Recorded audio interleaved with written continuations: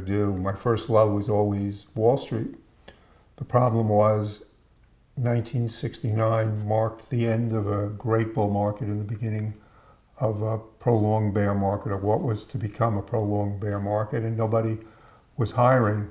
Fortunately, I met a fellow by the name of Stanley Nobby, who was a well-known security analyst on Wall Street and headed up a research firm called Schweikart and Company.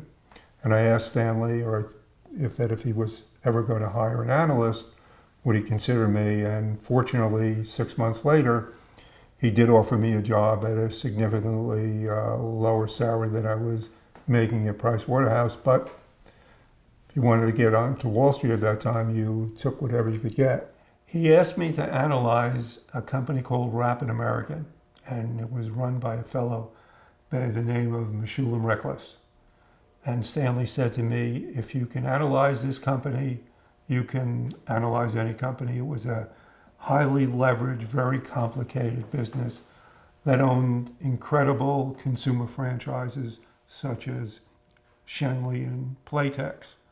But as I said, it was saddled with a lot of depth. It took me about 4 months to analyze it, but the conclusion I came to was this was a very, very good company that was really misunderstood on Wall Street. It was such a good investment, at least in my eyes, that I was about to get married, and my wife's grandfather gave us a present of $10,000, which at that point in time was a lot of money. And he asked me what I was going to do with it. And I said, well, there's a company called Glen Alden or Rapid American that has these bonds. They were called Glen Alden Rapid American sixes. They had a 6% coupon of 1988.